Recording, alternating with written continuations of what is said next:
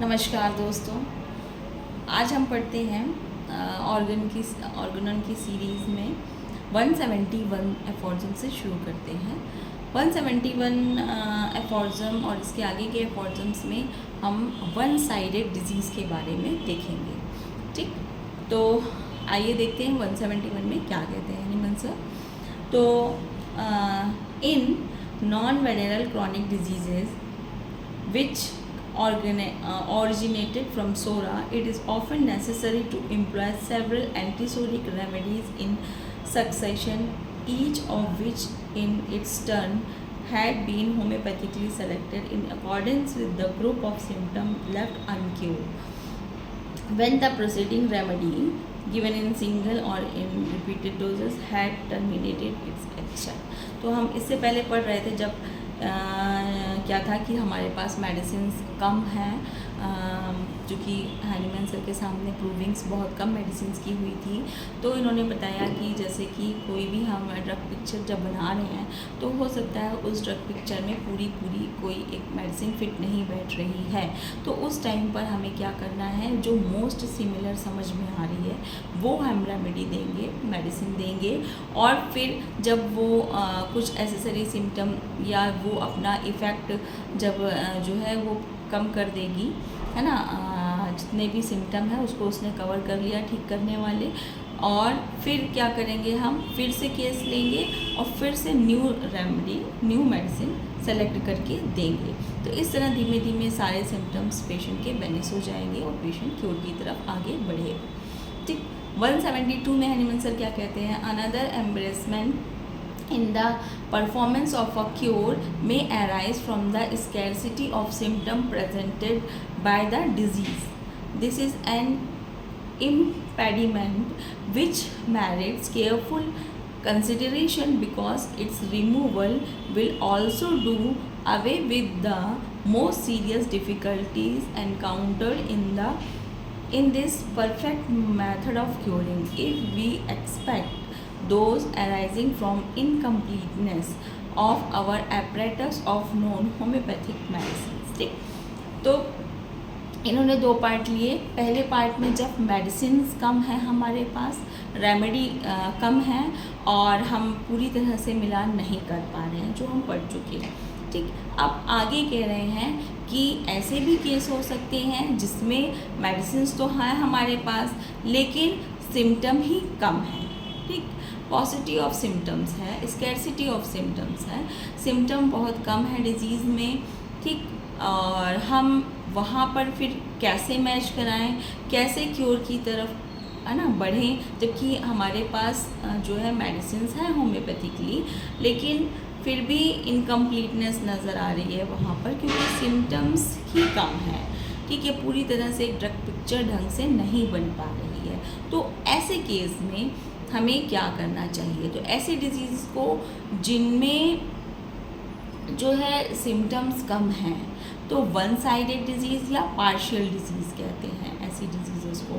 ठीक, तो 173 में उसी को आगे बढ़ाते हैं कि disease which seem to present an insufficient number of symptom and which therefore appear to be less susceptible cured में with property we term partial और वन साइडेड डिजीजेस। तो ऐसे डिजीजेस जिनमें symptoms sufficient number of symptoms नहीं हैं, ठीक है, patient हमको बहुत सारे सिम्टम नहीं दे पा रहा है अपनी डिजीज़ के, कुछ ही सिम्टम मिल रहे हैं, तो ऐसी डिजीज़ को हम पार्शियल डिजीज़ या वन साइडेड डिजीज़ कहते हैं। They present only one or two prominent symptoms which obscure the remaining feature of the case almost entirely. तो ऐसे केस में एक या दो प्रोमिनेंट सिम्टम हमें देखने को मिलते हैं और पूरा केस जो होता है छिपा हुआ होता है, ऑब्सक्योर होता है। The greater part of such diseases are chronic, और ऐसी डिजीज़ेस अधिकतर कैसी होती हैं, क्रॉनिक डिजीज़ेस होती हैं। तो इसको भी फिर उन्होंने 2 पार्ट में डिवाइड कर दिया कि ऐसी डिजीज़ेज़ द चीफ कंप्लेंट में 174 में बता रहे हैं कि द चीफ कंप्लेंट में indicate either an internal affection, अगर कोई इंटरनल अफेक्शन आ रहा है जैसे कि हेडेक है, डायरिया है या कार्डियल्जिया मिल रहा है, लॉन्ग काफ़ी समय से, ठीक है, लॉन्ग स्टैंडिंग का, और इट मे बी, या फिर वो मतलब एक्सटर्नल अफेक्शन है, ठीक, कोई लोकल डिजीज़ है वहाँ पर, कोई अल्सर काफ़ी दिनों से पड़ा हुआ है, ठीक है, जो ज़्यादा सिम्टम नहीं दे रहा है, या कोई स्किन प्रॉब्लम आ गई, ठीक, लोकल डिजीज़ कोई वहाँ पर दिख रही है, तो ऐसी डिज़ीज़ बहुत सारे सिम्टम नहीं देंगी, ठीक, सिर्फ वो जो दिख रहा है हमें एक्सटर्नली या फिर इंटरनली, जो कि कार्डियल्जिया है काफ़ी दिनों से, या डायरिया है, या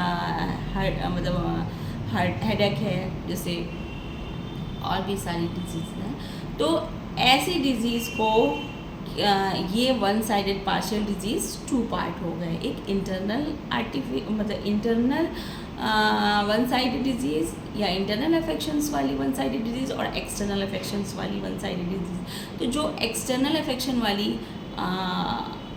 ये वन साइडेड डिजीज़ हैं उनको लोकल डिजीज़ भी कहते हैं, ठीक, लोकली किसी पार्ट में होती है, कोई अल्सरेशन काफ़ी दिनों से पड़ा है, कोई बहुत पुराना घाव जैसा पड़ा हुआ है, तो वो बहुत सारे सिम्टम नहीं देंगे, वो लोकल डिजीज़ कहलाएंगे। चलिए इसके आगे हम पढ़ते हैं 175 से इंटरनल वैरायटी की पार्शियल डिजीज़, ठीक। If in partial disease of internal variety, all the symptoms necessary for the completion of outline of a case are not entirely discovered, the error is generally to be ascribed to want of attention on the part of physician। यहाँ पर कह रहे हैं कि अगर internal type की disease है और वहाँ पर वो अगर पूरे सिम्टम नहीं निकाल पा रहे हैं फिजिशियन, तो ये एक तरह से हो सकता है कि फिजिशियन की पूरी अटेंशन नहीं है अपने काम पर, ठीक है, तो भी हम यहाँ पर एक एरर हो सकती है। तो ये पहले ही बता दे रहे हैं, आपको आगाह कर दे रहे हैं कि आपको अपनी तरफ से कोई कमी नहीं छोड़नी है सिम्टम लेने में, ठीक। 176 में कह रहे हैं there are however a few diseases which notwithstanding careful investigation at outset exhibit their peculiarity but imperfectly with the exception of a few strong marked or violent symptoms। कह रहे हैं कि इन्होंने जैसे केस टेकिंग में 184 से 98 तक समझाया कि किस तरह हमको ऐसे केसेस लेने हैं। कभी कभी पेशेंट खुद छिपाते हैं चीज़ों को, हैं, पूरा डिस्क्लोज नहीं करते हैं, तो कैसे हमें उसके अटेंडेंस से कैसे लेना है, केसेस को पूरा डिस्क्राइब नहीं करना है, तो यस और नो में नहीं लेना है केसेस को। इस तरह से पूरा डिस्क्राइब किया है सर ने केस टेकिंग के बारे में। यहाँ पर थोड़ा सा लिख देते हैं कि इस तरह से हमें केस पूरा लेना है, ठीक है। तो यहाँ पर कह रहे हैं कि फ्यू स्ट्रॉन्ग और वॉयलेंट सिम्टम भी मिल रहे हैं, तो वहाँ से भी हम उसको पकड़ सकते हैं, ठीक। रेयर, फिर 177 में कह रहे हैं कि रेयर एज दीज केस में B we may meet them successfully by making the best use of few prominent symptoms which will serve as a guide in the selection of homeopathic remedy। यहाँ पर कह रहे हैं कि अगर बहुत अच्छे prominent symptom हमें मिल रहे हैं, तो वो एक या दो बहुत prominent symptom मिल रहे हैं, तो उन prominent symptom से भी हम मेडिसिन को पकड़ सकते हैं, अगर वो बहुत अच्छे prominent symptom है और रेमेडी की तरफ जो है इशारा कर रहे हैं, तो ठीक है। फिर 178 में बोलते हैं कि it may certainly happen sometime that a medicine selected with carefully observance of homeopathic law may embrace in it symptom similar artificial disease which is capable of curing the natural partial disease. The possibility of such a result in increased if the few symptoms of the natural disease are especially peculiar to it and well defined characteristic। कह रहे हैं कि cases में case हमारा बहुत अच्छा चलेगा, ठीक, जब क्या होगा कि ये ऐसा हो सकता है, 178 में बता रहे हैं कि ऐसा हो सकता है कि जो आर्टिफिशियल डिजीज़ कॉज हो रही है उस पार्शियल डिजीज़ पर, वन साइडेड डिजीज़ पर, वो एकदम उसके एनालॉग हो जाए। वो एनालॉग तब होगी जब जो वो फ्यू सिम्टम हमें मिले हैं वो पूरी बहुत अच्छे करेक्टरिस्टिक सिम्टम होंगे। PQRS की जहाँ हैनिमन सर ने बात की थी कि वो बिल्कुल पिक्यूलियर, अनकॉमन, रेयर सिम्टम होंगे और एक करेक्टरिस्टिक सिम्टम होंगे, तो एकदम मेडिसिन हमारी मैच हो जाएगी और वहाँ पर केस हमारा बिल्कुल क्लियर हो जाएगा। इन मोस्ट केसेस, बट ऐसा कह रहे हैं रेयर ही होता है। फिर कह रहे हैं कि in most cases however the first selected remedy will only be partial. लेकिन बहुत सारे केसेस में ऐसा होता है कि जो हमने पहली प्रेस्क्राइब की जो सेलेक्टेड मेडिसिन है हमारी, वो पार्शियली सेलेक्टेड होती है, दैट इज़ इनएक्यूरेट एडेप्टेड, हाँ, because a proper selection could not be made in the absence of majority of striking symptoms. क्योंकि बहुत प्रोमिनेंट सिम्टम तो है नहीं उसमें, तो मोस्ट केसेस में क्या होगा कि वो मेडिसिन जो भी सेलेक्ट होगी वो पार्शियली सेलेक्टेड होगी।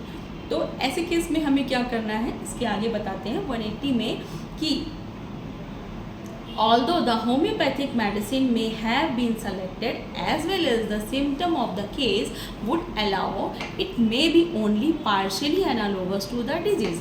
तो ऐसे केस में जब होम्योपैथिक मेडिसिन सेलेक्टेड हो रही है तो वो क्या ओनली पार्शियली सेलेक्टेड है, एनालॉग है डिजीज़ का, and will therefore excite accessory symptom in the same manner as where the scarcity of remedies render their homeopathic adaptation imperfect।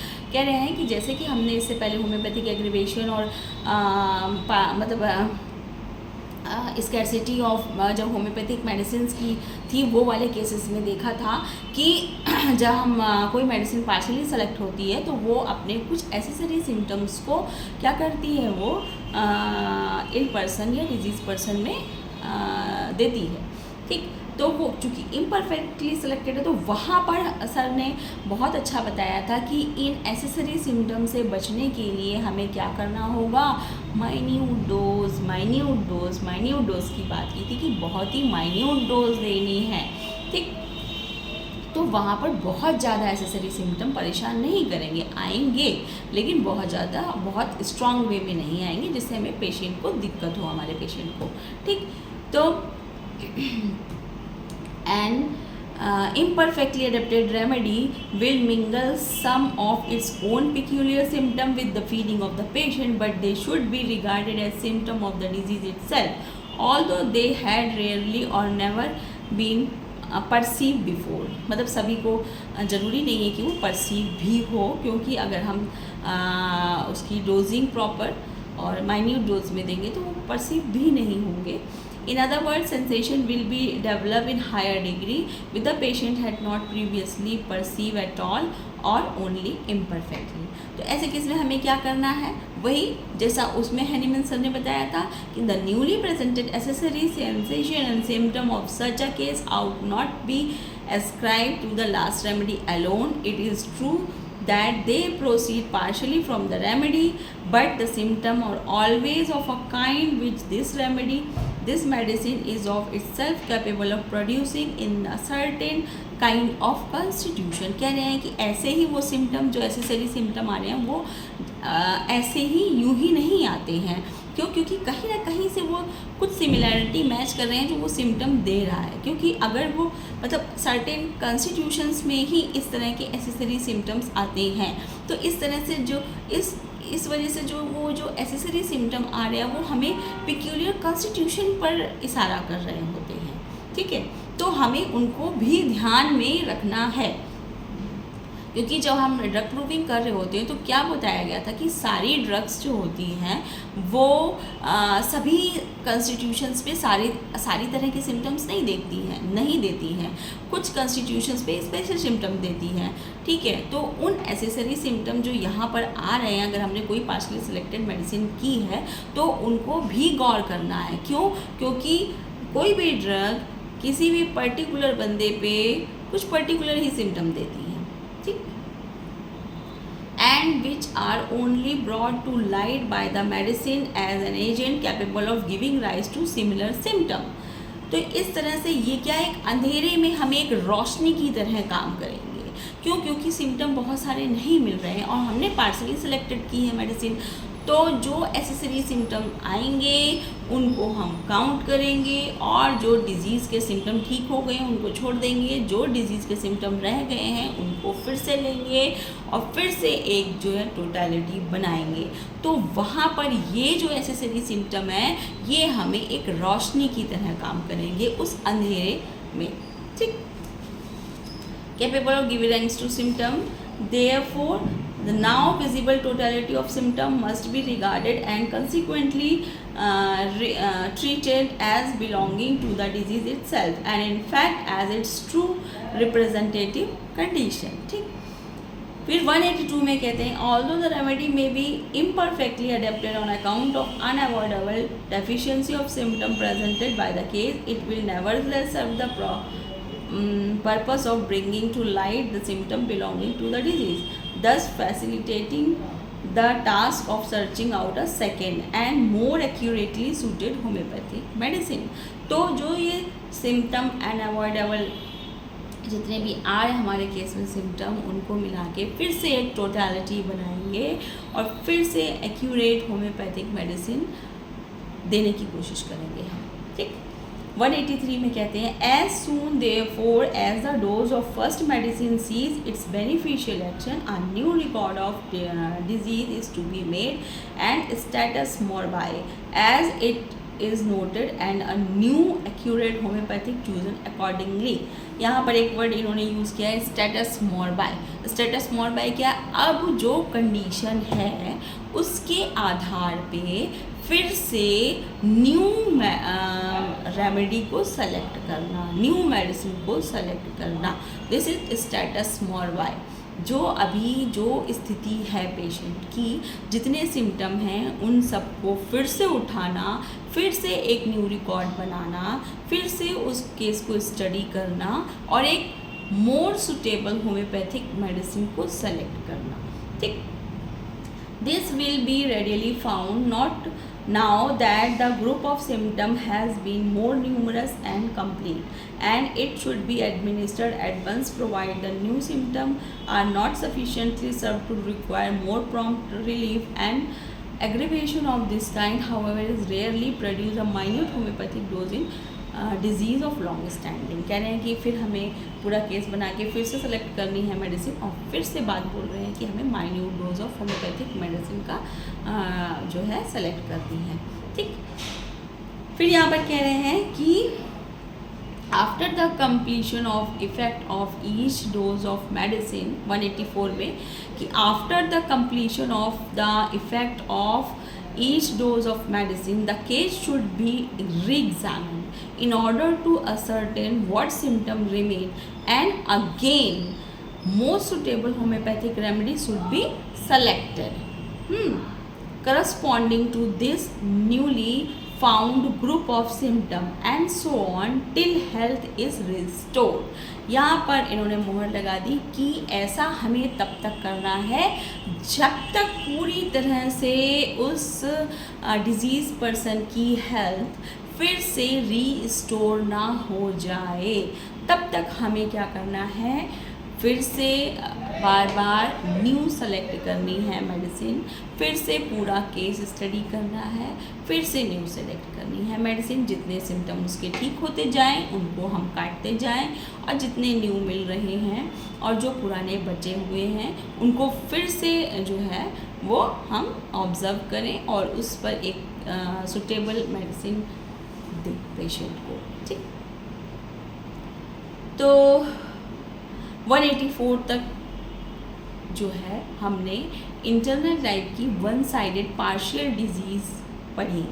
ठीक, इसमें हैनीमैन सर ने वन साइडेड पार्शियल डिजीज़ में बताया कि किस तरह से हमको केस टेकिंग में बता ही चुकी है किस तरह केस लिखना है. यहाँ पर इन्होंने उसको बताया है कि 184 से 98 तक इन्होंने पूरा उसके बारे में दिया है और किस तरह से केस लेना है, किस तरह से हमें केस को आगे प्रोसीड करना है और किस तरह से अगर वो फ्यू चूँकि सिम्टम्स हैं उसमें तो हमें एक मेडिसिन सेलेक्ट करनी है. वो हो सकता है अगर प्रोमिनेंट सिम्टम है तो वो एक ही बार में क्योर हो जाएगा, लेकिन अगर प्रोमिनेंट सिम्टम नहीं है तो जो भी पार्शियल सिम्टम, जो कम सिम्टम आ रहे हैं, फ्यू सिम्टम आ रहे हैं, उन्हीं के आधार पे हमें सेलेक्ट करना है और मेडिसिन देनी है. और फिर जो है फिर से जितने सिम्टम ठीक हो गए ठीक है और जो नहीं ठीक हुए उनको लेना है और फिर से जो एसेसरी सिम्टम आए हैं उनको लेना है, ऐड करना है, फिर से एक टोटलिटी बनानी है और फिर से जो है हमें न्यू मेडिसिन देनी है. ऐसा तब तक करना है जब तक कि पेशेंट की हेल्थ फिर से रीस्टोर ना हो जाए. ठीक, ये पूरा जो है इन्होंने पार्शियल वन साइडेड डिजीज़ जो है इंटरनल टाइप की बताई. अब नेक्स्ट वीडियो में हम पढ़ेंगे partial one sided disease, local diseases और एक्सटर्नल डिजीज़ेस, जिसके बारे में हनीमैन सर ने पूरा आगे डिस्क्राइब किया है। तब तक दोस्तों नमस्कार, स्वस्थ रहिए, मस्त रहिए, होम्योपैथी पढ़ते रहिए और होम्योपैथी को आगे बढ़ाते रहिए। तब तक के लिए धन्यवाद। और कृपया मेरे वीडियोस अगर आप लोगों को अच्छे लग रहे हो तो कृपया लाइक करिए, सब्सक्राइब करिए और शेयर करिए। ओके, शुभ रात्रि, धन्यवाद।